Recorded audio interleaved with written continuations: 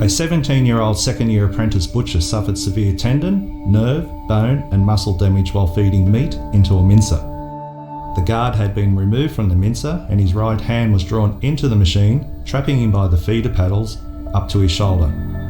If you work with machinery, keep your people safe.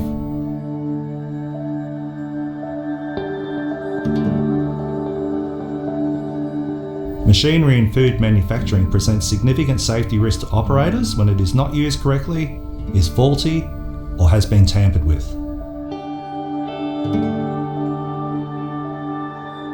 Measures must be put in place to prevent or reduce operators accessing dangerous moving parts.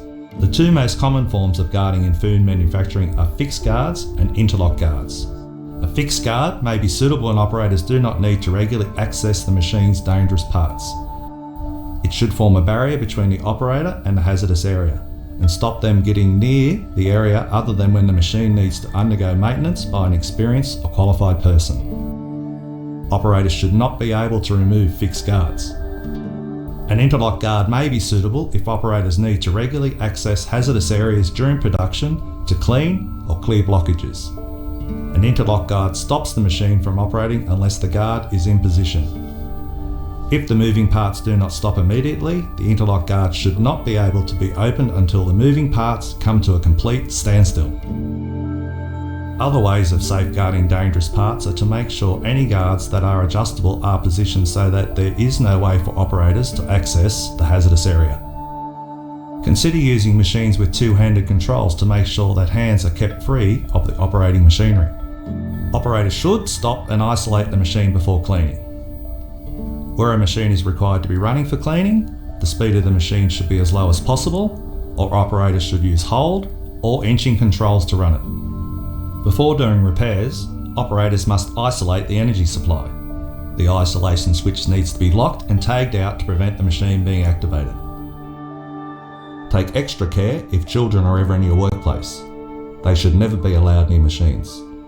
Smaller hands can fit through smaller gaps in guards, which can have disastrous consequences. Operators must receive training in the safe use of the machine before they start using it.